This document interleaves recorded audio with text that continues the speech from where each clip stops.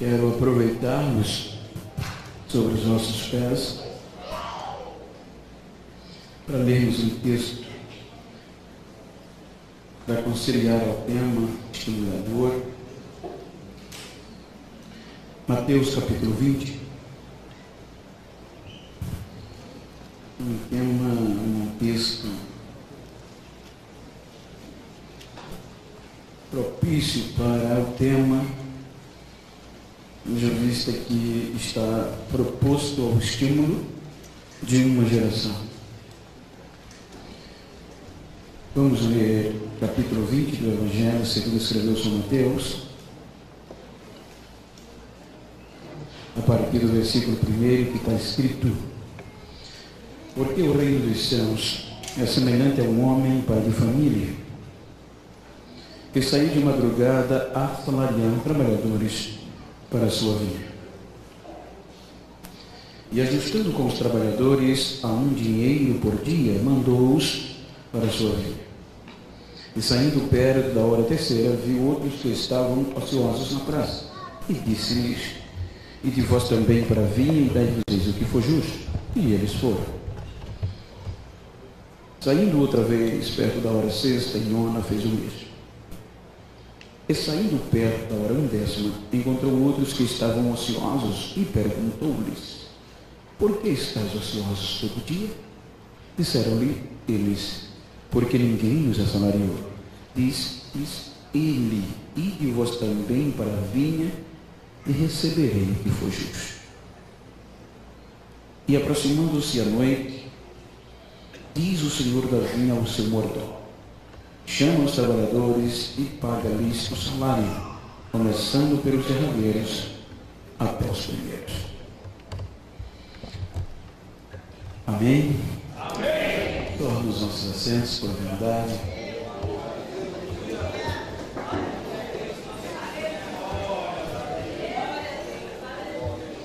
Quero louvar e agradecer ao nosso Deus pelo privilégio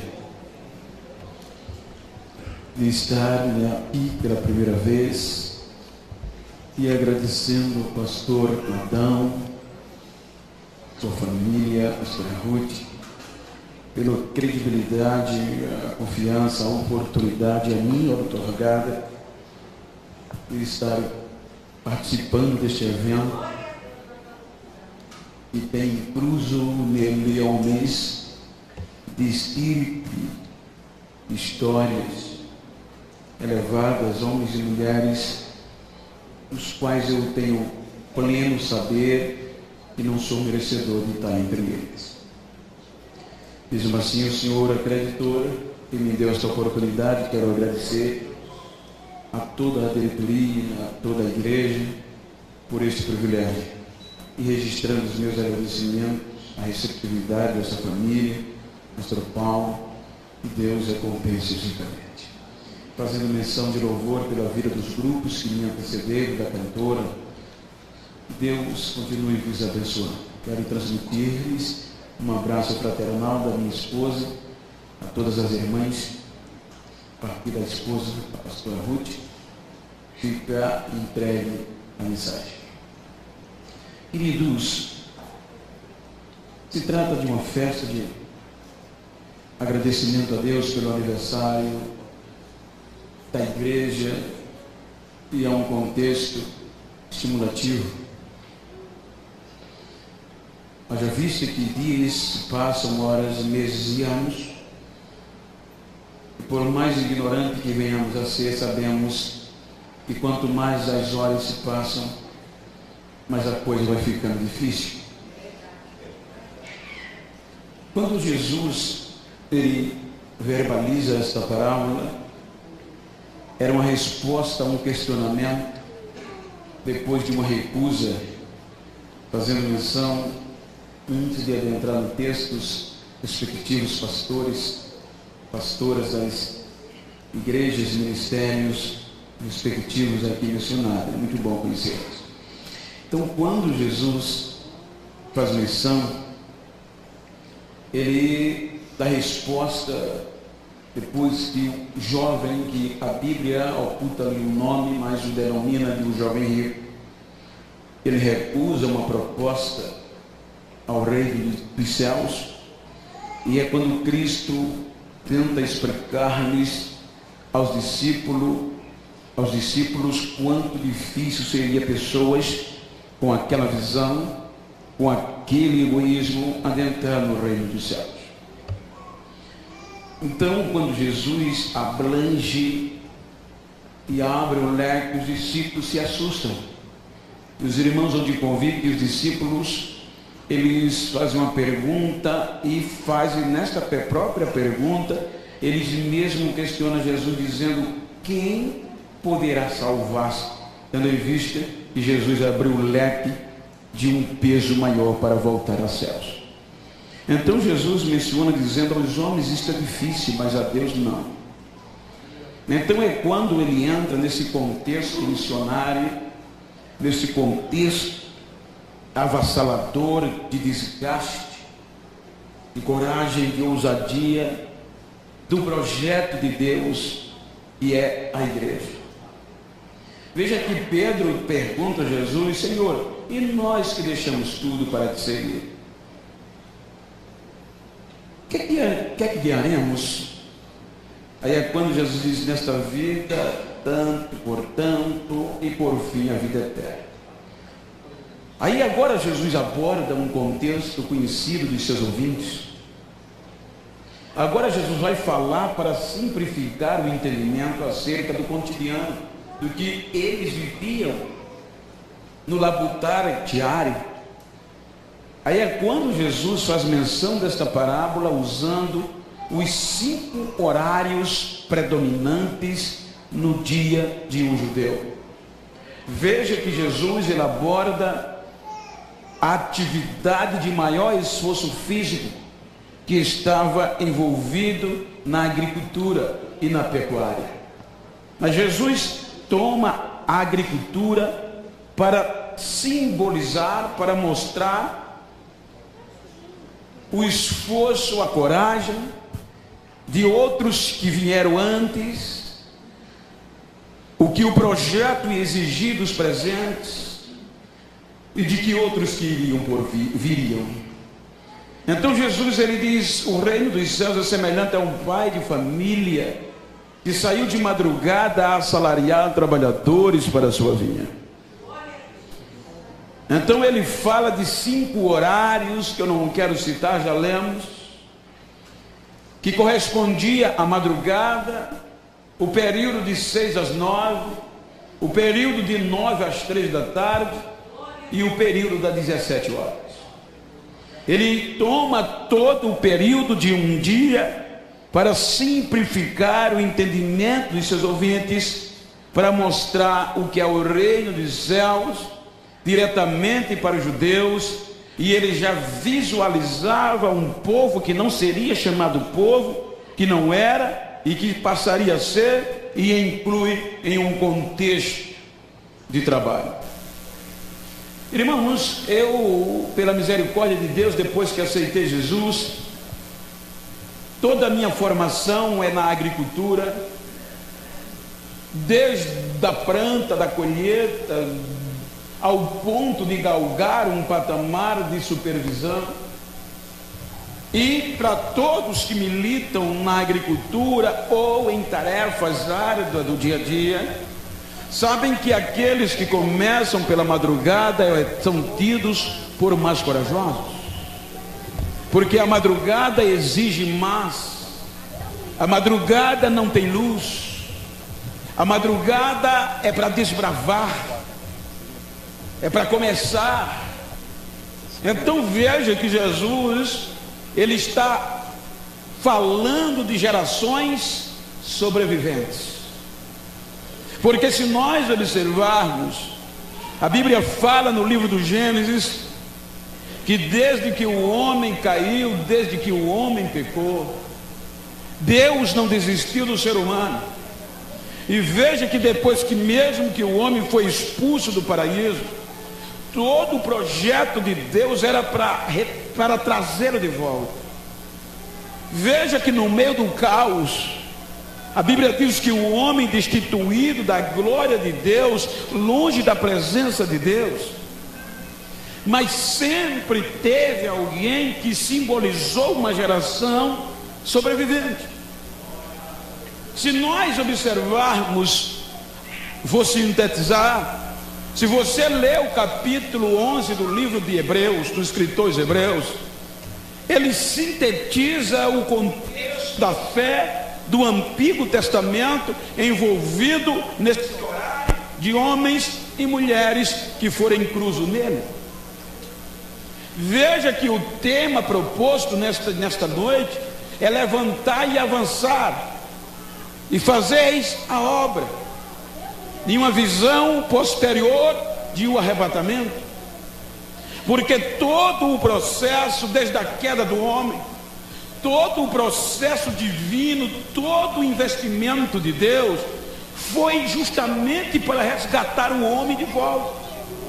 Não existe outro pormenor que não esteja focado neste fim.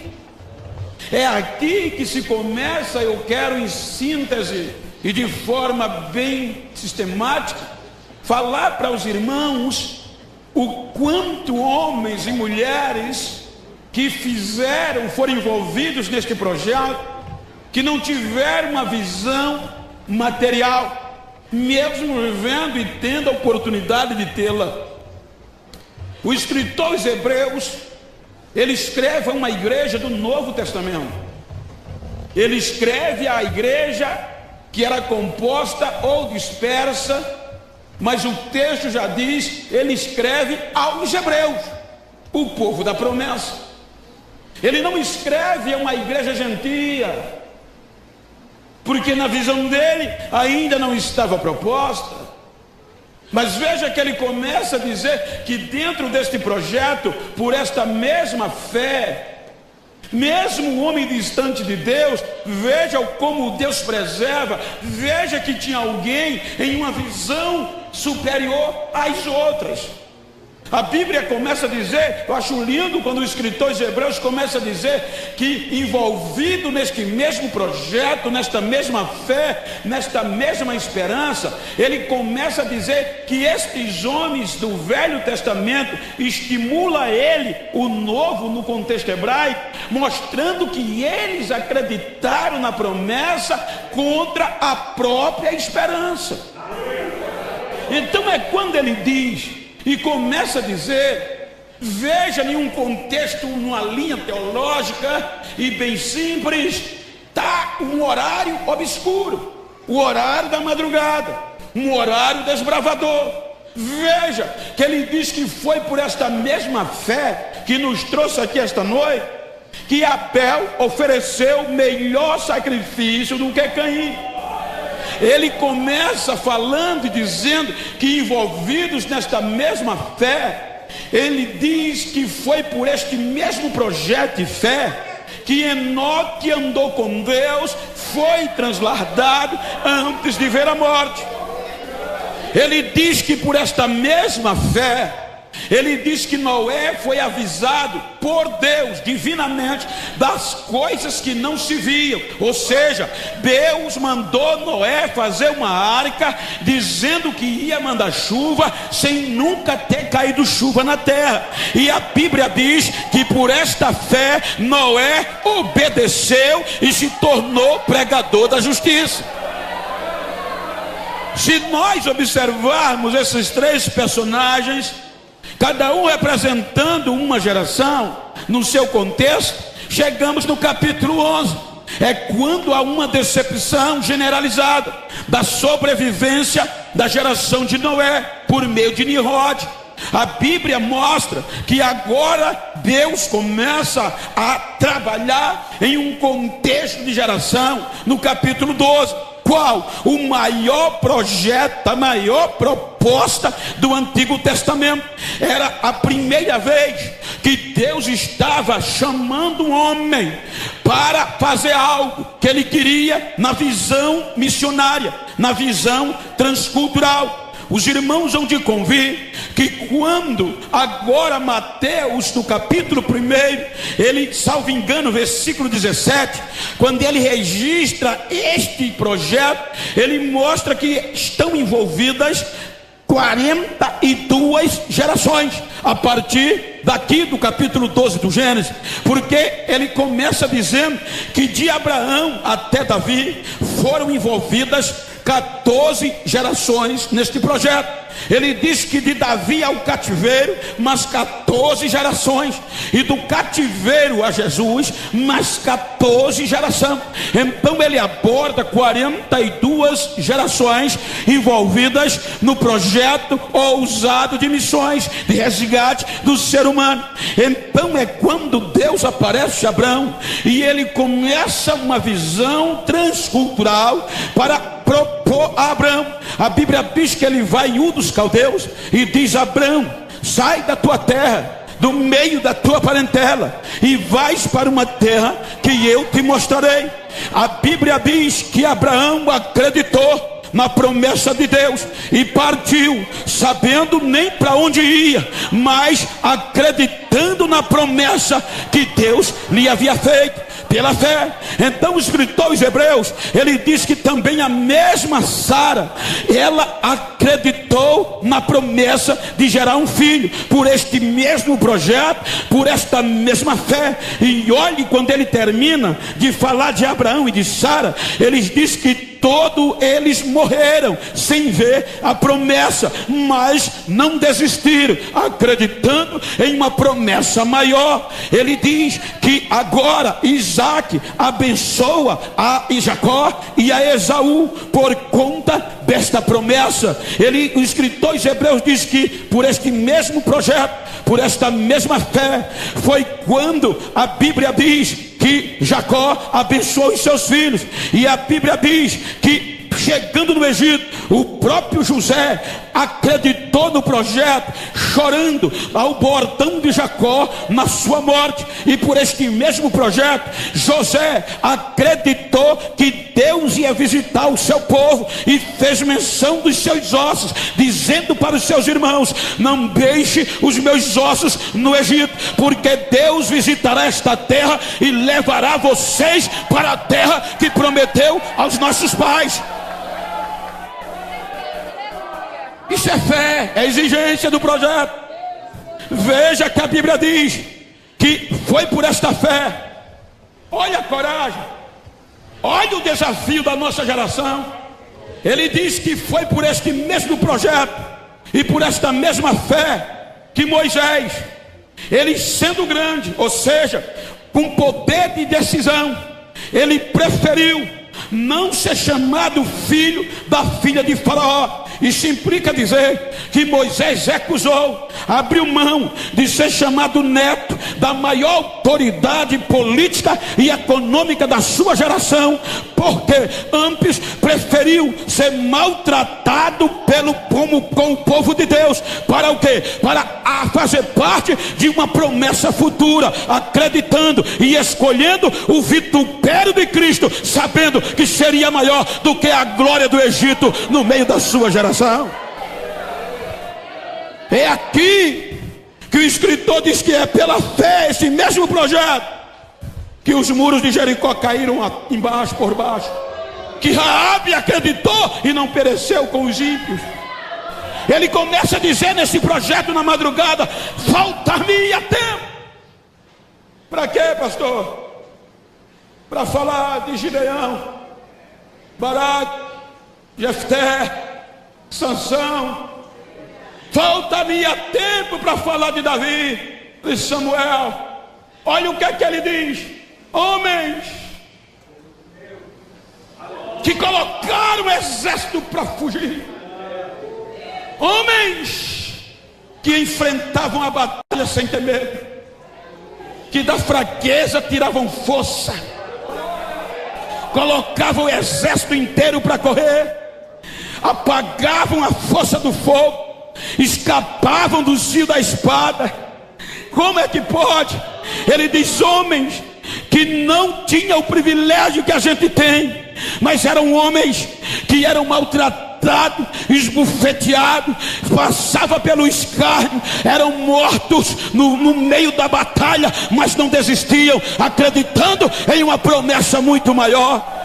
mulheres que abriam mão de receber a liberdade na hora da prisão. Para quê? Acreditando em uma esperança maior. Ele vai dizendo, eram homens que não tinham o privilégio de fazer peça como a gente faz, eram trabalhadores que não tiveram o privilégio de ter WhatsApp nem Facebook, eram trabalhadores que não tiveram o privilégio de colocar um terno, por mais simples que fosse. A Bíblia diz, o escritor Hebreu diz que eram homens, eram mulheres que nem direito de calçar sapato tinha. A veste deles era pele de carneiro, era pele de cabra, jogado nas bocas dos leões, mas eles não desistiam. Homens dos quais o mundo não era digno da sua presença.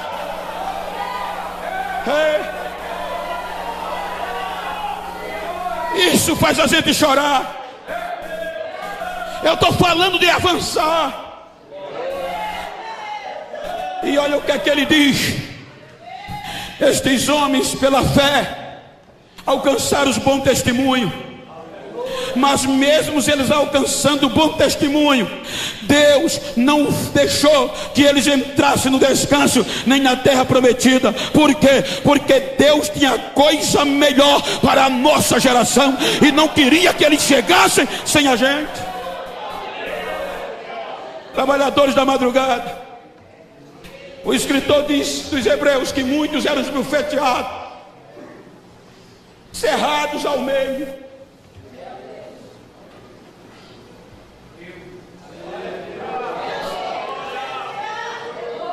O último trabalhador da madrugada estoura com a mensagem de esperança.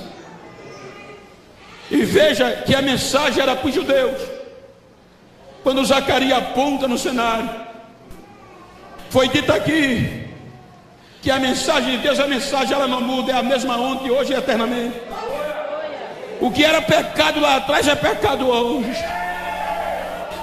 Malaquias deixa uma mensagem dizendo: ele vem, e ele virá como lavandeiro, com um sabão na mão para tirar todo o grude. Ele virá como o ourive refina o ouro no fogo. Ele queimará todo o entulho. Mas ele diz: mas para vós que temei o meu nome, ou seja, para vós que ainda estão sobrevivendo, nascerá o sol da justiça, e ele trará salvação debaixo das suas asas, e vocês saltarão feito bezerros novos. Agora imagina 42 gerações envolvidas no projeto do Velho Testamento, e este era o requisito. Malaquias sai do cenário. 400 anos se passam e Deus não fala mais. Vem Alexandre o Grande, heleniza todo mundo antigo. O grego se torna a língua oficial. 400 anos sem Deus falar, e o projeto morreu.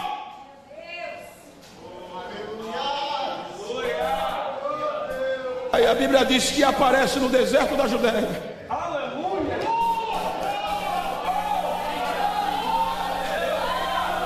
O que eu acho lindo é que a Bíblia diz que não aparece no YouTube, não aparece na galeria da fama, não aparece vestido de ouro, não aparece com ternos todo elitizado, não. Aparece no deserto da Judéia um homem vestido pelo de camelo, cheio de Deus.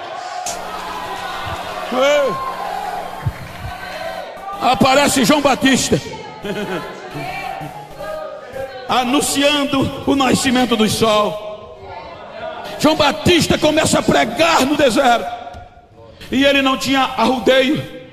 Ele pregava a verdade que era posta no projeto. Arrependei-vos e produzis fruto digno de arrependimento. porque o machado já está posto à raiz da árvore, e aqueles que não produzem frutos serão cortados e jogados fora. João Batista pregava para o prostituto: ou deixa de se prostituir, ou não entra no céu. Ele dizia para o pecador: ou anda produzindo fruto, ou não entra no reino dos céus. Aí chama a atenção. Como é que pode um homem que na nossa linguagem, na nossa ótica, era para pregar no centro de Jerusalém? Não, ele começa a pregar lá no deserto. E ele não vem para Jerusalém. O povo de Jerusalém corria para o deserto. O que era isso? Unção. Quando o povo corria para o deserto, já ia confessando os seus pecados, e por ele era batizado no Rio Jordão. Aí alguém do sistema se encabula e procura João Batista perguntando: tu és o Messias que nós estávamos esperando? Ele diz: não. Tu és um profeta? Tu és Jeremias? Tu és Elias? Também não sou. Quem tu és? Eu sou a voz. Eu sou uma voz do que clama no deserto: preparai o vosso caminho, que ele venha aí.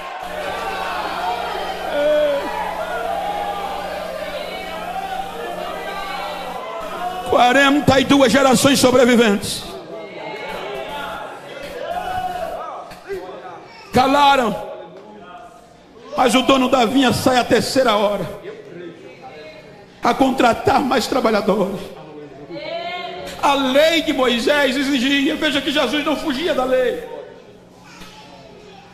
Na época a agricultura exigia que quando o dono da vinha percebia que os trabalhadores contratados não iam dar conta da colheita, ele saía com contrato para a praça, e mediante os requisitos de cada grupo ele contratava, assinava um acordo, e a lei de Moisés dizia: tem que pagar no final do dia, porque o contratado é pobre e o contratante tem que pagar no final do dia.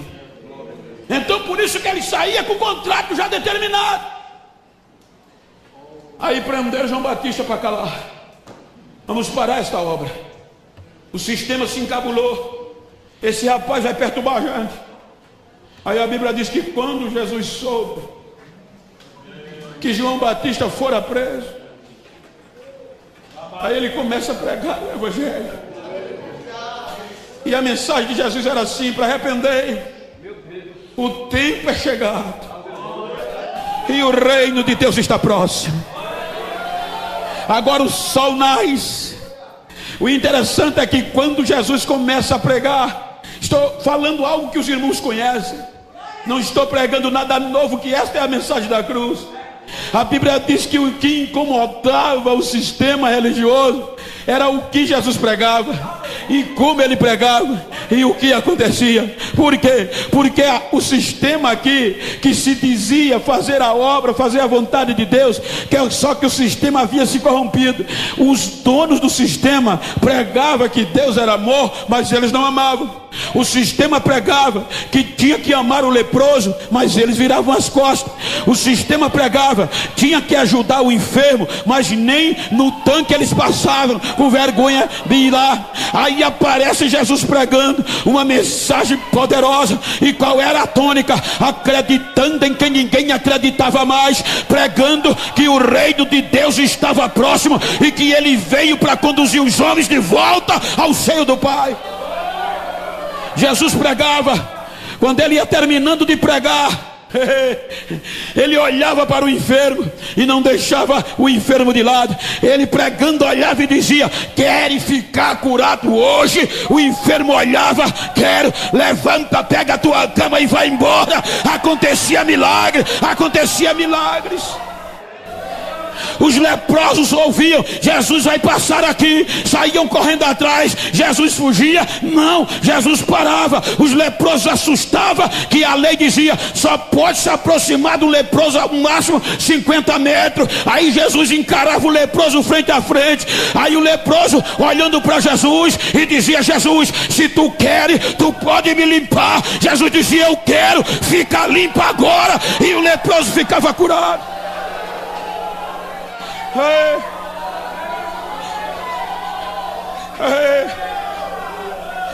Contra tudo e contra todos. Mataram João Batista. E agora disseram: vamos matar esse também. Mas vamos pegar no erro da lei. Ele vai errar. Ele está ganhando muita gente. A fama dele está se espalhando. Tem que calar. O sistema é assim. Aí a Bíblia diz que o sistema pegaram os doutores, escribas, compostos com os fariseus, e iam para onde Jesus estava pregando, para pegar um erro na pregação de Jesus que ferisse a lei de Moisés. Quando eles observavam Jesus pregar, Jesus pregava tão lindo, com tanta autoridade, que os doutores começavam a chorar. E quando voltava com relatório, não voltava com erro, já vinha dizendo: nunca a gente ouviu ninguém pregar daquele jeito. Aquele homem tem muita autoridade, ele é profeta. Temos que matá-lo. E qual é a possibilidade? A cruz. Jesus se entrega por esta obra, gente, para nos dar o direito de ser o que a gente é hoje, para pagar o preço que as 14 gerações não puderam pagar. Jesus se entrega ao sistema. E veja que o sistema começa a pregar Jesus à noite, julgá-lo. Um julgamento cruel, sem misericórdia, paus, fora da lei. Começaram a julgar ele à noite, e já era errado segundo a lei. Levam para a casa de Anás, não acharam culpa nele. Perguntaram: tu és o filho de Deus? Foram no ômago, ele disse: eu sou. Blasfemou! Esbufetearam ele.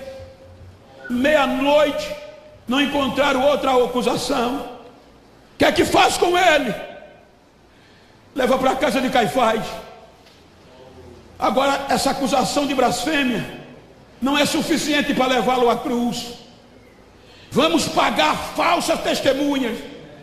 Vamos dar muito dinheiro, corrompidos o sistema.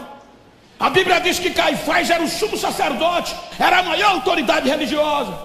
Começou a comprar pessoas. Nós vamos dar muito dinheiro a você, se vocês acusarem ele de um crime falso. A Bíblia diz que durante a madrugada não encontraram ninguém que pudesse testemunhar contra ele. Terminando a madrugada, vai para o Sinédrio. E o Sinédrio não tem outra acusação a não ser ratificar a blasfêmia. É aí que levam para Pilatos, para sancionar, conforme a lei romana, a crucificação, a morte. Aí Pilatos, na acusação, diz: eu não vejo nesse homem crime algum. Aí criaram, acusaram ele de um crime político, sedição. Ele está perturbando a ordem pública. Ele está espalhando que Herodes não é rei, e ele é o rei dos judeus. Aí isso aqui já valia atenção na lei romana. Era um crime contra o império. Aí foi por esse crime que condenaram Jesus. Inocente. Por causa de quê? Desse projeto. A geração da terceira hora. Quando o sol começa a nascer. Vejam que condenaram ele. A morte. E o pior tipo de morte. Veja que quando Paulo escreve os Filipenses, ele enfatiza: ele foi obediente até a morte. Aí ele enfatiza: e morte. Porque era o pior tipo de morte que um ser humano podia ser submetido. Jogam ele para o sofrimento anti-morte. Deuteronômio está escrito que se alguém fosse condenado em uma contenda, o judeu, e depois de sancionada a condenação, ele era levado ao pé do magistrado, e o magistrado tinha que chicoteá-lo, mandar chicoteá-lo com 40 chicotadas. Só que eles tinham medo de ultrapassar as 40 e só aplicavam 39. Agora, se Jesus foi chicoteado pela lei judaica, ele sofreu 39 chicotadas sem ter culpas. E o que dói mais é que a história diz que aqueles chicotes romanos, cada um tinha 12 pernas, e em cada perna daquele chicote tinha ossos pontiagudos de carneiro. Aí se você multiplica 39 vezes 12, vai dar mais de 450 cortes naquelas 39 chicotadas. Cada chicotada ficava 12 cortes abertos no corpo dele. E se chicotearam ele, segundo a lei romana, piorou. Porque a lei romana massacrava, exigia, se alguém for condenado à cruz, tem que sofrer 195 chicotadas, 5 quarentena menos 1, 5 vezes 4, 200, 5 vezes 40, 200. Tirando uma de cada 5, ficava 195 chicotadas, e cada chicotada 12 cortes, 12 ossos amarrados, cortando o corpo. Aí Isaías já antevia e dizia: ele foi moído. Olhando a gente para ele, a gente não via beleza nenhuma. Por conta de quê? Dos nossos pecados. Mas pelas suas pisaduras estava nascendo uma geração poderosa, estava nascendo uma geração de sobreviventes. Esmagam, arrebentam com ele. Ele tem que morrer, essa obra tem que parar. Grudam ele na cruz. E a ousadia de Jesus é aqui que psicólogos, psicanalistas, ateus, pesquisadores não entendem o poder de resistência mental que este homem tinha. Pendurado numa cruz, dilacerado, ele ainda olha para o homem e diz: Pai, perdoa-lhes, porque eles não sabem o que fazem. Jogam ele no túmulo, na perspectiva de que ele estava morto para sempre. Mas a Bíblia diz que, como ele não pecou, ele era o sol da justiça, a morte não pôde contê-lo. Veja que a Bíblia diz que pelo poder de Deus as cordas da morte foram quebradas, a ânsia da morte foi tirada, e na manhã do terceiro dia a notícia chegou: a pedra foi removida, os anjos desceram, tiraram a pedra do túmulo, e Jesus ressuscitou. Jesus ressuscitou para ratificar a obra missionária.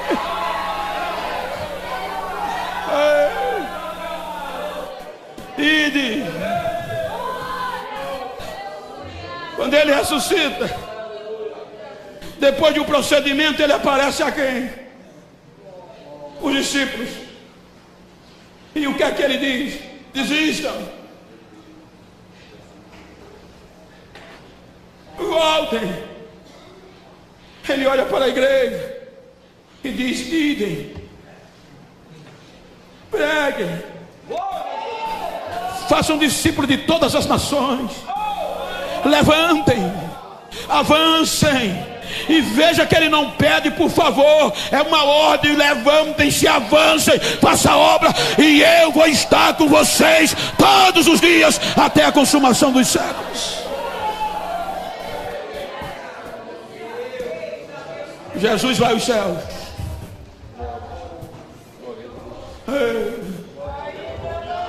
O sistema achou que tinha vencido, mas o dono da vinha, ele sai das 9 e depois sai às 3 horas da tarde. E ele contrata trabalhadores para a obra. De 9 às 3 é o período mais dolorido. É quando o sol começa a esquentar. Se os irmãos observarem, ele deixou uma mensagem estimulativa tão grande. que quando ele subiu os céus, os anjos voltaram para esses trabalhadores e disseram: por que vocês estão perplexos olhando para cima? Esse Jesus que vocês viram se ocultar nas nuvens, ele voltará em grande glória, como vocês o viram subir. Ei, os irmãos se trancam. Vejam que não era fácil pregar esta mensagem. Primeiro, a vida estava em risco para a população, e a notícia que o império e que o sistema religioso espalhou é que Jesus morreu, e acusaram os discípulos de ocultar o corpo dele. Acharam que prendendo a igreja ia resolver o problema. Eles se trancam, mas com 50 dias após a ascensão, aleluia, a Bíblia diz que entra o Espírito Santo onde os discípulos estavam reunidos. O que eu acho lindo é a capacidade de Deus para os trabalhadores. Aqueles cerca de 120 missionários não tinha requisitos próprios para chamar a atenção de ninguém. Segundo alguns psicólogos, o único que tinha poder acadêmico de persuadir alguém era Judas. Mas Judas tinha se suicidado. Agora, quem estava naquele cenáculo? Cerca de 120 irmãos, semi-analfabetos na maioria, ex-pescadores, ex-prostitutas, ex-aleijados.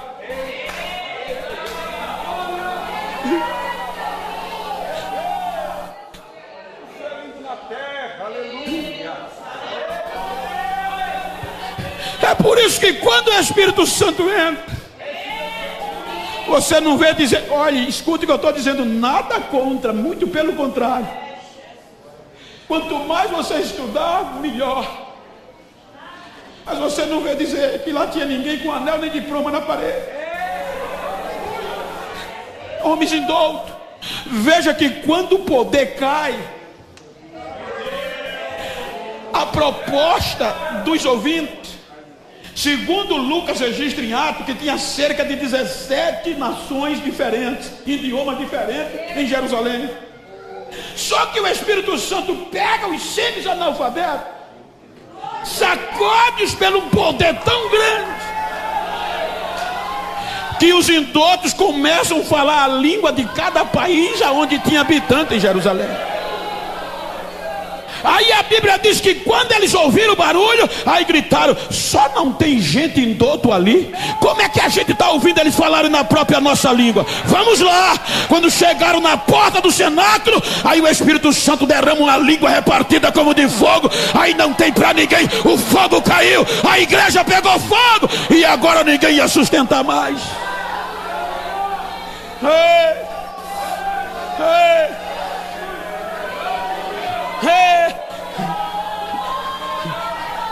Aí o indouto,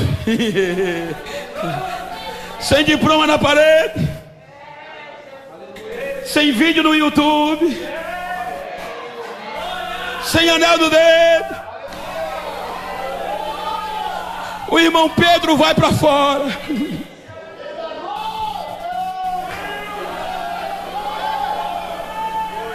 Hoje a gente está envolvido em um patamar de conhecimento tão grande. Não generalizo, mas é um dos perigos da nossa geração. Hoje a gente não prega mais a mensagem da cruz.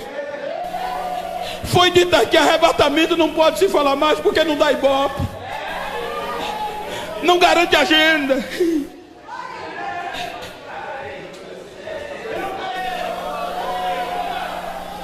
É mais fácil pregar psicologia, é mais fácil pregar palavras odiernas profundas para chamar a atenção.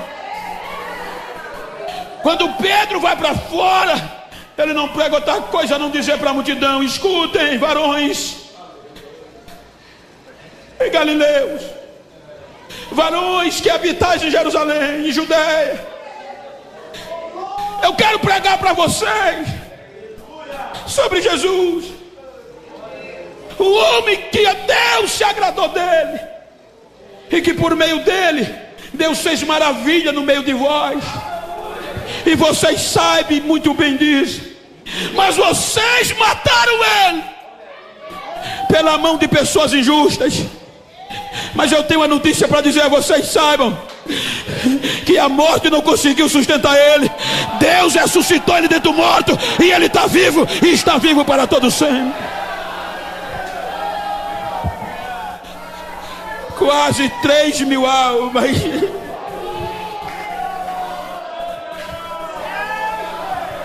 Quase 3.000 almas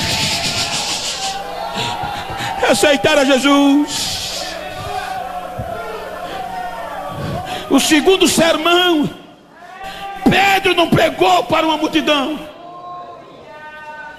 Pedro pregou para uma pessoa, cheio de Deus. É isso que está faltando na minha geração. Nós estamos querendo pregar para multidões. Estamos esquecendo que é a unção que faz a diferença. A segunda pregação, o número aumentou, e Pedro não levou sermão nenhum, só pregou para um homem muito mais aleijado. Ele diz: eu não tenho prata nem ouro, mas o que eu tenho, isso eu te dou, em nome de Jesus, levanta! O número vai para quase 5.000. Os trabalhadores da nona, da sexta e da nona hora. E agora ninguém sustentava mais esse povo. E qual era a mensagem dessa geração? Ele foi, mas vai voltar. Pode olhar. Todos os 4 evangelhos, todo Atos dos Apóstolos, toda a carta paulina, todo o Apocalipse. A mensagem fundamental dessa geração: filhinhos, é já a última hora. Filhinhos, o vosso trabalho não é em vão no Senhor. Filhinhos, ele foi, mas volta já. Filhinhos, na casa do meu pai tem muitas moradas. Se não fosse assim, eu vos teria dito. Ninguém parava aqueles irmãos, gente. Eu tive uma experiência, vocês talvez já ouviram, mas deixa-me recapitular. Eu estava em um congresso missionário na Europa. Estava pregando em Zurique. E um pastor de uma cidade italiana, Torino, me levou para pregar, soube que estava lá e veio me pegar em Zurique para Torino. E naquele dia eu passei uma experiência inusitada. Eu preguei naquela noite na Itália. Sim. Mas o poder de Deus caiu de uma forma tão grande que as pessoas corriam para frente do altar com a cara no chão, sem ninguém chamar. E as lágrimas caíam. E pessoas aceitando a Jesus. No outro dia, o pastor Marcos Ramos, meu amigo, disse: Bento, eu vou te dar um presente. E começou a andar comigo por onde esta igreja fez história, por onde esta geração sobreviveu às perseguições, sem desistir de Deus. Passávamos em lugares tão tristes que eu chorava feito criança. Ele dizia: Genival, está vendo esse lago aqui? Tô. Muitos crentes daquela igreja dentro foram jogados vivos aqui por não negar Jesus. Os soldados davam a oportunidade: ou vocês desistem, ou para de dar glória a esse Jesus, ou a gente vai jogar vocês dentro do lago com as mãos amarradas e pedras penduradas no corpo para descer mais rápido. Ele dizia que os irmãos olhavam e diziam: não dá para desistir mais. Era ele jogando os irmãos na água, e os irmãos já entravam gritando: o céu está aberto, eu vou entrar. Ele está me esperando, eu vou entrar.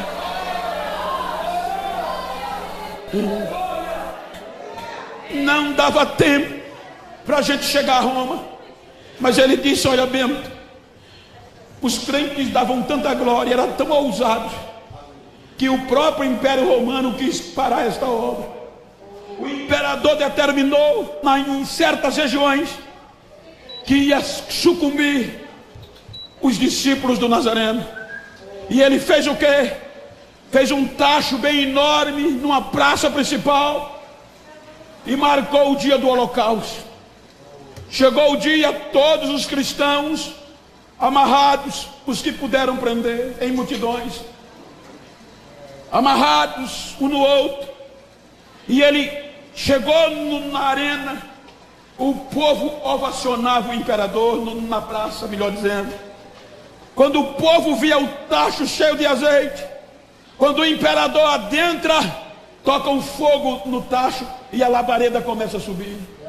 Aí eu perguntei, e os crentes amarrados na entrada do corredor, para poder, se não desistissem, iam ser queimados dentro do tacho. Quando o imperador estava sendo ovacionado, prometeu destruir aquela igreja.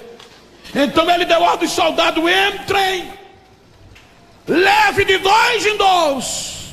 Se eles não desistirem, jogue-os dentro do fogo, vamos matar aos poucos. Aí os soldados entravam, pegavam os irmãos amarrados, amedrontando-os, ameaçando-os, espraguejando-os. E o pastor disse: Bento, enquanto mais os soldados gritavam, se ouvia o barulho das correntes. Aí eu perguntei o que era que acontecia. Os crentes querendo se soltar um do outro. Aí eu perguntei: pastor, era tão amedrontado assim que eles queriam se soltar para correr? Ele disse que correr mesmo. Os crentes estavam tão comprometidos, queria tanto chegar no céu, que eles olhavam para o outro quando via o fogo e o soldado. Um olhava para o outro e dizia: me solta, que quem vai entrar primeiro lá sou eu. Quem vai pisar no fogo primeiro sou eu. Eu vou entrar primeiro. Os soldados pegavam, espraguejando, chutando, e jogavam eles dentro do tacho. Quando eles caíam dentro do tacho, a multidão dos romanos vibrava de eloquência. O pastor disse: Bento, não deu 10 a 15 minutos, os romanos fecharam a boca. Por quê, pastor? Porque os crentes que já tinham sido jogados dentro do tacho, de repente, enquanto os soldados iam levando o outro, os que estavam dentro do fogo começavam a sair de dentro do tacho, sem nenhuma queimadura, e as correntes quebradas. Quando a multidão dos romanos viam isso, fechavam a boca e arregalavam os olhos. E os crentes que saíam do fogo ficavam em pé na beira do tacho. E os que estavam vindo, e os que estavam amarrados, enchiam o peito, começavam a cantar e a gritar: meu Jesus está vivo, meu Jesus está vivo, meu Jesus está vivo. E os que saíam do tacho começavam a correr, pregando o evangelho e gritando: os deuses de Roma não valem nada, mas o meu Jesus é Deus da água, é Deus do fogo, é Deus da água, é Deus do fogo.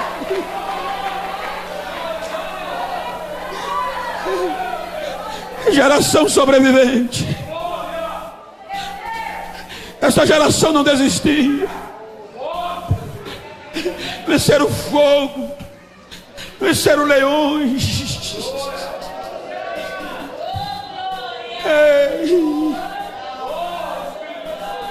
Quinto século, século quinto,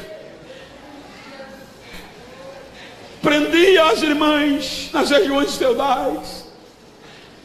Agora, como a religião, eu não vou citar nome, vocês conhecem a história, era a religião oficial do Império Romano por meio de Constantino.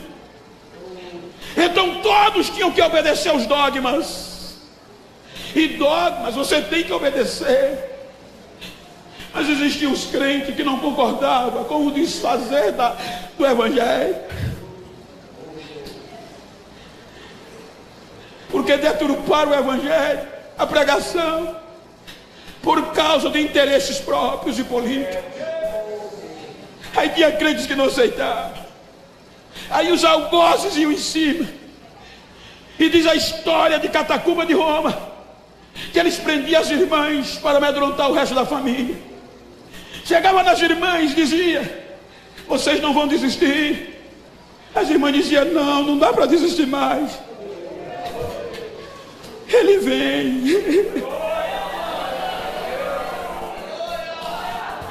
Jesus vai vir nos buscar. Os algozes pegavam apetrechos de mutilação e prendia no seio das irmãs. E o outro fazia lavagem cerebral. Enquanto o outro dizia: vocês vão desistir, o outro apertava o alicate no peito das irmãs. E enquanto o outro fazia: vocês não desistem, as irmãs em lágrimas diziam: não dá mais para desistir. Porque vocês não desistem? Porque esta chama já está no sangue, já corre na veia, já está na alma. Mas se vocês não desistir, a gente vai estourar o céu de vocês. Estourava um peito das irmãs e colocava no outro, no meio do sangue, no meio da dor. As irmãs perdendo os peitos, mas gritava: vocês vão tirar os peitos da gente, mas o que está dentro de nós vocês não podem tirar. Ele vem, ele vem, ele vem.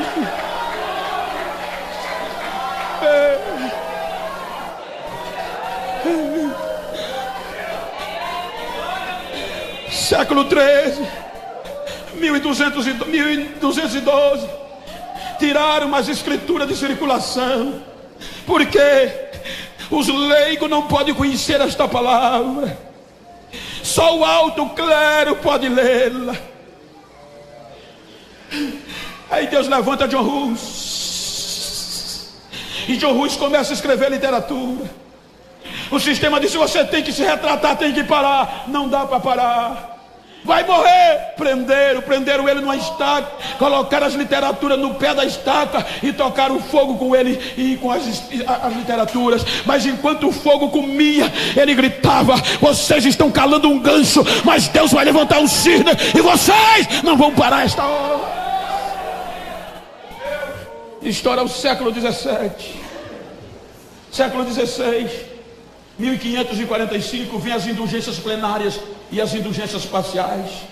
Quando o sistema pregava que havia um fogo intermediário para purificar a alma do homem, aí Deus levanta Martim Lutero, defendendo as suas teses, fazendo a reforma protestante, dizendo que não era o purgatório que purificava a alma, mas um crente entrava no céu pela fé e pela esperança em Cristo Jesus.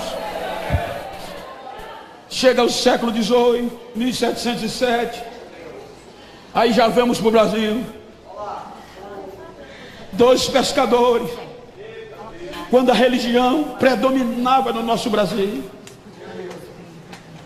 dois pescadores aqui no estado de São Paulo, no Rio Paraíba do Sul, vão pescar no ritual de 12 de outubro, em homenagem no ritual de Aparecida do Norte. Com todo respeito à história, quando ele joga a rede para o lado esquerdo, vem uma estátua de 40 centímetros. Quando joga para o lado direito, vem a cabeça da estátua. É um milagre, justamente no dia 12 de outubro. Pegaram a estátua e levaram para quem de direito.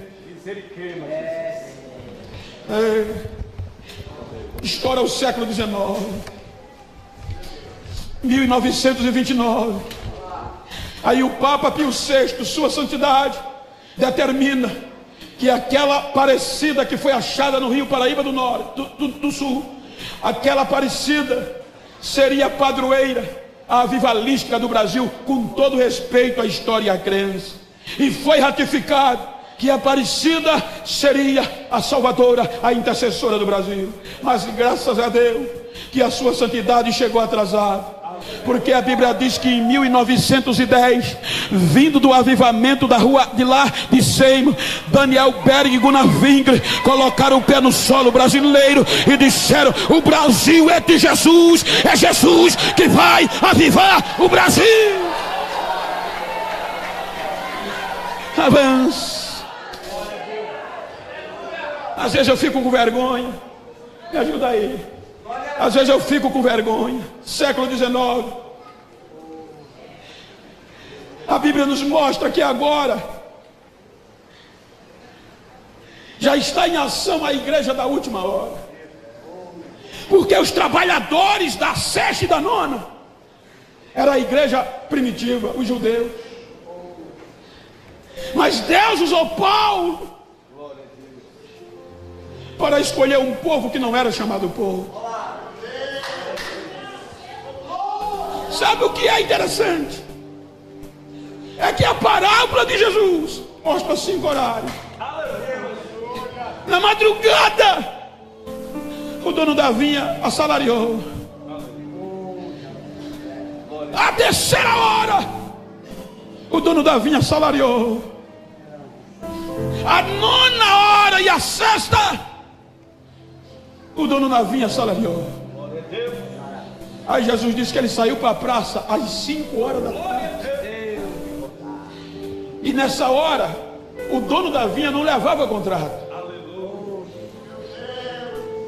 Era costume deles ir para a praça, para o comentário, para saber o que houve, como estava a colheita. O dia estava terminando. Ou seja, nenhum empreendedor inteligente contratava ninguém 5 horas da tarde, até hoje. Aqui tem empreendedores. Nenhum empreendedor de São Juízo contrata alguém faltando um dia para terminar o mês ou 1 hora para terminar o dia, porque tem encargos e autos. Ele remaneja, ele deixa para o dia seguinte, mas não contrata. Aí Jesus disse que o dono da vinha vai à praça sem contrato. E quando ele chega na praça, ele vê um grupo desocupado. É o único grupo que ele questiona. Aí ele pergunta: por que vocês estão aqui ainda? São 5 horas da tarde. O que houve? Aí o grupo diz para ele: ninguém acreditou em nós.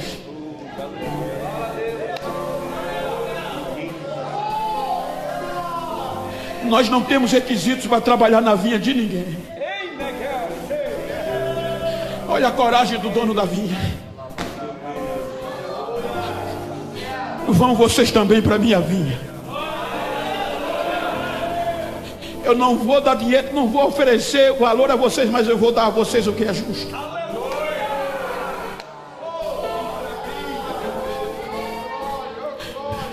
Pergunta para quem está ao teu lado: já viste um trabalhador da última hora já hoje? Diga: estou olhando para ele.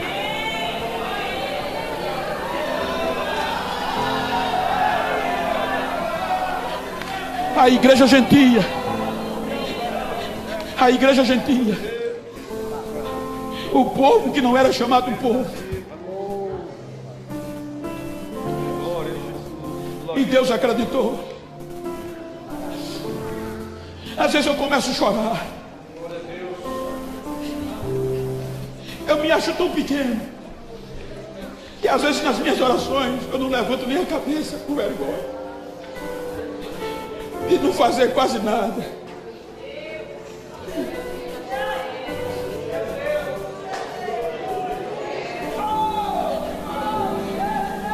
O horário da madrugada, aqueles homens não tinham cachês, eles doavam a vida. Os trabalhadores das primeiras horas, João foi decapitado, Jesus foi crucificado.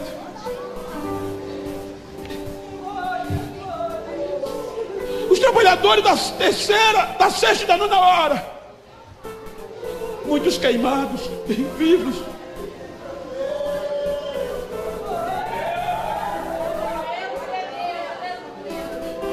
Quando a gente chega no século XIX, a gente depara com homens como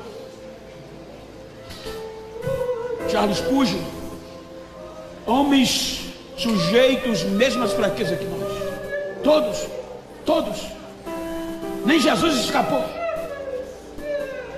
A história de Spurgeon diz que ele se dedicou tanto a almas, começou a pregar com 16 anos, se tornando o príncipe dos pregadores. Mas ele tinha um defeito, tinha uma enfermidade, que ele tinha tudo para desistir. Aí é quando eu questiono por que esses homens não desistiam. O que movia esses homens a levantar, avançar e esperar a promessa? A história dele diz que ele pregava um sermão de 1 hora. Quando saía do altar, deitava 3 dias dormindo, a maioria das vezes, por causa de uma enfermidade de gota úrica. Os joelhos, os calcanhares inchavam, que ele não podia andar. E por que esses homens não desistiram? A história diz que Lutero, o grande reformador que está completando 500 anos, pregava cura, milagre, mas tinha uma enfermidade, uma ferida na perna que não sarava. O que fazia esses homens? A Bíblia diz que o amor por alma de D.L. Moody era tão grande, a história é melhor dizendo. Filho de um homem pobre, família pobre, sem destaque, ajudava o tio a consertar sapato. E um dia ouvi uma pregação de Spurgeon, desafiando que queria se tornar um ganhador de alma para povoar os céus. E aquele jovem pobre aceitou a proposta e decidiu: todo dia eu vou ganhar uma alma. Não me pergunte como, mas a biografia dele diz que todos os dias ele orava por alguém, e no domingo saía de casa em casa pegando os novos convertidos e colocando na escola bíblica. Em poucos dias, meses, a escola bíblica da cidade, da igreja, se tornou a maior escola da cidade de tantos novos convertidos. Chegou um dia que ele não conseguiu orar por uma alma, mas o amor por alma era tão grande que quando a noite chegou, ele não conseguia dormir. Ele vai para a rua e senta no meio-fio, e as lágrimas começam a cair, e ele começa a gritar. À noite, chorando na rua, a patrulha vem. 4 soldados descem da patrulha e vê aquele moço chorando, e vai a ele: o que é que está acontecendo? Por que você está chorando? Ele em lágrimas diz: eu prometi o meu Jesus que todos os dias ia ganhar uma alma para ele, e hoje eu não ganhei.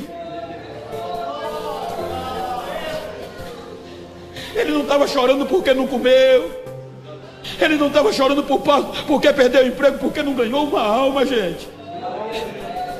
Os soldados tentaram acalentá-lo, dizendo: chore não, meu filho, amanhã você ora, vá para casa. Pegaram a viatura e saíram, e ele ficou chorando. A viatura fez o primeiro quarteirão. A história diz que quando a viatura fez o segundo quarteirão, os soldados começaram a chorar. O comprometimento com almas foi tão grande, a unção, que os soldados começaram a sentir dentro do carro. Quando passaram o terceiro quarteirão, os soldados não resistiram, fizeram a volta, foi aquele moço. Quando pararam a viatura, já desceram correndo: para de chorar, a gente quer aceitar o teu Jesus como Salvador da nossa alma.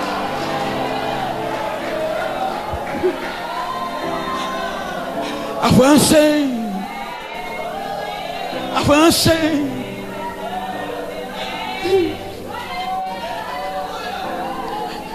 Século 20,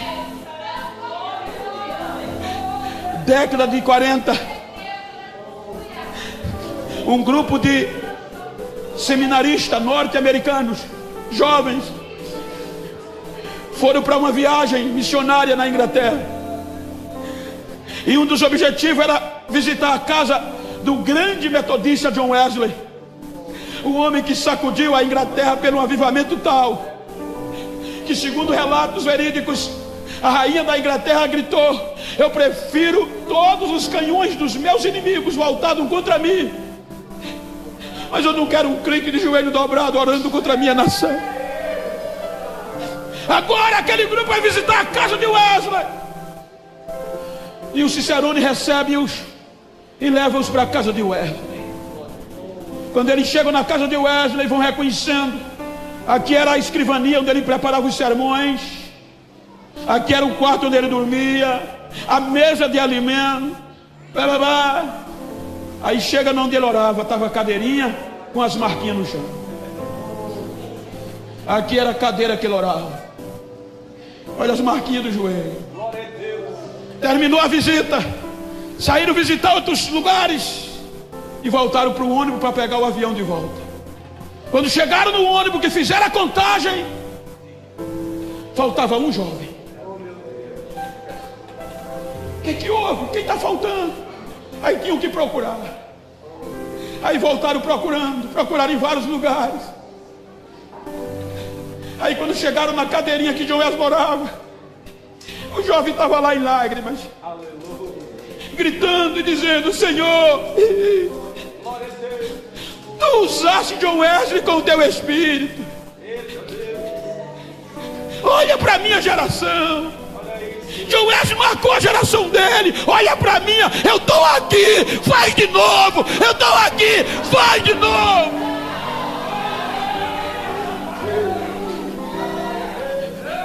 Aí o Cicerone chegou, pôs a mão no ombro dele e disse: Billy Graham, meu filho, levante. O nosso ônibus está indo embora. Quem é Billy Graham? Quem foi Billy Graham? Um dos maiores ganhadores de alma da nossa história. O homem que recusou um convite do Partido Republicano para se candidatar à presidência dos Estados Unidos. Mas por que você recusou? Porque ser presidente dos Estados Unidos não está à altura de ser um mensageiro da palavra de Deus. Chegou o século 21. Diga comigo se você puder. Chegou o século 21. Agora olha para esse trabalhador que está ao teu lado e diga: agora é a nossa vez.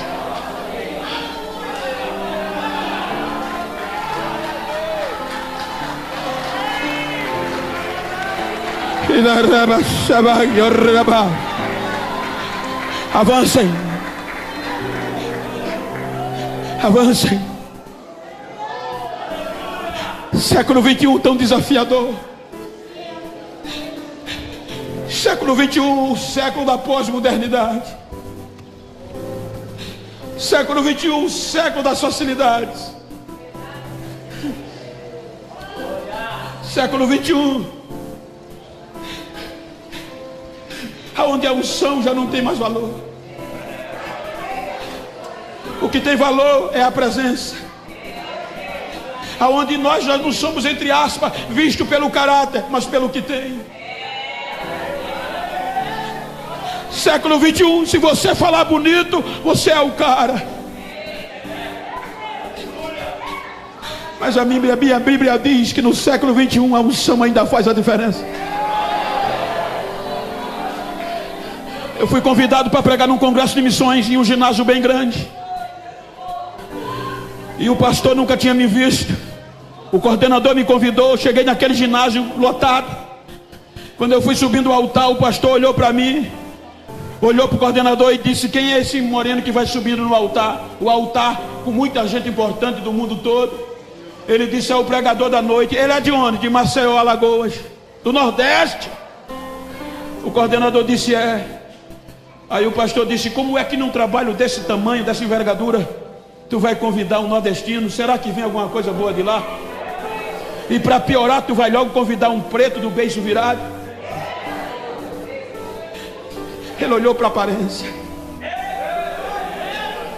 Ele não viu por dentro.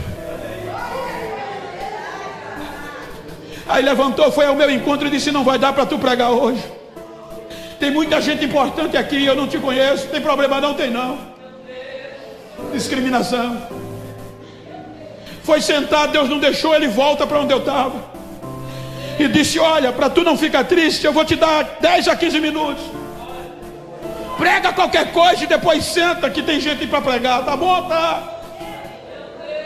Eu peguei o microfone, não com raiva, mas com um pouquinho. E já entrei com 220. Pingando azeite. Quando deu 10 minutos a 15, o ginásio pegou fogo.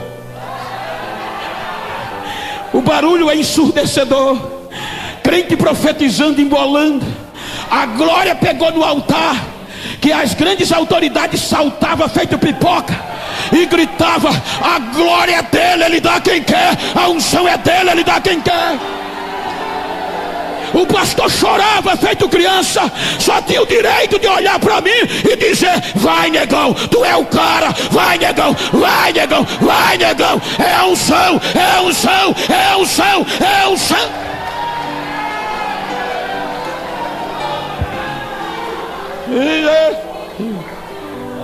Século 21.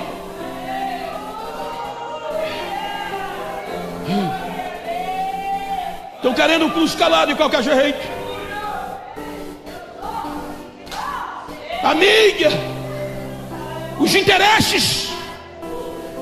Há dias passados eu recebi uma ligação dos Estados Unidos. de uma grande agência de artistas com uma proposta para mim ganhar muito dinheiro. Pastor Genival Bento, pois não, aqui é da América. Nós agenciamos artista tal, pastor tal, fulano tal, e a gente quer contratar o senhor para a nossa agência, para cuidar das suas agendas. A América precisa lhe conhecer e o mundo. A gente tem acompanhado o senhor. O senhor já veio à América. Aí eu caladinho e disse a ele: eu estou aí 2 vezes por mês para pregar o evangelho. O senhor tem agenciador aqui? Eu digo: tenho. A gente precisa conhecer ele, ele é muito forte. 2 vezes aqui. Quem é ele? Jesus.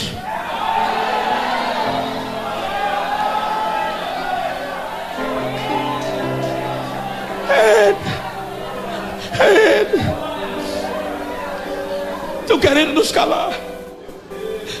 Vieram me catequizar, século 21. Bento, tu não pode pregar mais do jeito que pregava. A nossa geração, Bento, é diferente da passada. A nossa geração só tem mais universitário, doutor. Oxalá que todos fossem doutores. Mas olha a visão dos catedráticos. Eles não entendem línguas estranhas, Bento. Então você não pode mais estar dando aqueles pulinhos correndo no altar. Esse negócio de falar línguas estranhas era para os ignorantes do passado. Você tem que pregarzinho devagarinho na ética e dá certo. Você tem que evitar falar línguas estranhas no microfone. Você tem que pregar sem suar, senão é anti-higiênico, tá certo. Você não pode chorar, que é anti-higiênico, tá certo. Como é que eu posso pregar? Você tem que começar frio, bem frio, e terminar mais frio ainda, para não quebrar a ética. Só assim você vai crescer. Ah, doutor, é assim, dá para mim não. Por que não dá? Eu sou pentecostal, eu nasci no meio do fogo, eu sou pentecostal. Cadê a geração que não vai se corromper?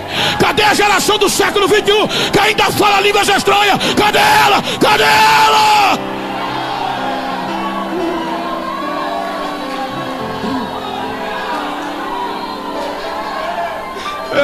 É a nossa vez.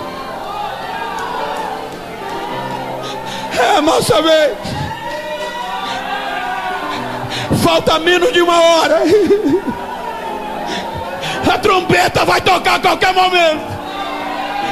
Falta menos de 1 hora. Fique de pé, por favor.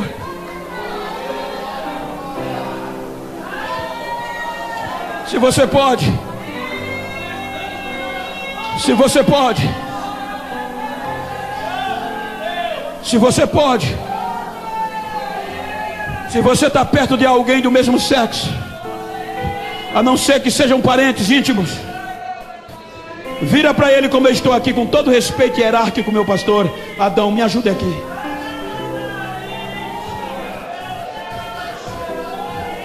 A ditosa cidade já nos receberá.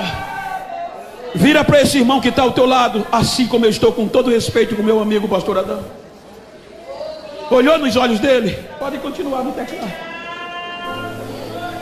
Diga para ele: a hora está chegando. Falta menos de 1 hora. A trombeta já tocará. E se ela toca hoje, eu quero subir com você, com as mãos cheias.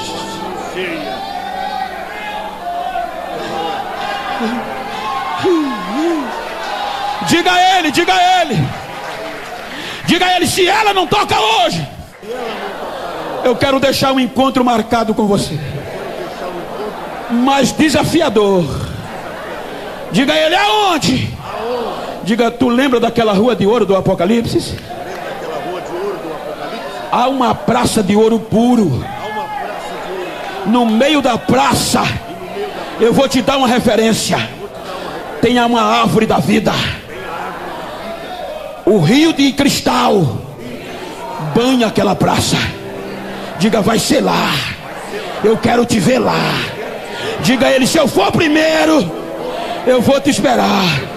Mas se tu for primeiro, me espera, porque o negócio vai feder aqui, o negócio vai apertar. Mas diga a ele: eu vou sobreviver, eu vou sobreviver. Aperta a mão dele, diga: eu vou sobreviver. Tá fechado, tá fechado. Abraça ele.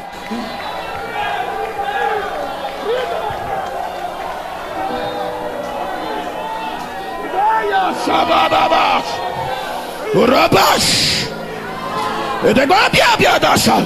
Ainda na shui me toma na. I pray sambo chachida vas. Mata. Ainda nem shui na. I am bahia de gachal. Chama na tem toma choco na. Ele pior pit cheio na ravas. Tama. Ainda na machui. Eu te prometi, e eu estou fazendo algo grande no meio dos teus. Eu estou sacudindo esta geração que te entreguei pelo avivamento sobrenatural. A minha glória está invadindo vidas, porque eu estou levantando vidas do pó.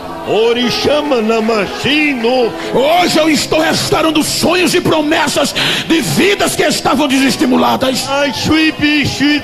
A minha glória está invadindo esta casa, porque eu tenho urgência neste grande avivamento, diz o Senhor desta igreja, diz o Senhor desta igreja. Adora, adora. Deixa eu ver o barulho dos sobreviventes. Deixa eu ver o barulho. Esse é o barulho da igreja missionária. Este é o barulho da igreja pentecostal. Recebe aí a unção. Recebe, recebe.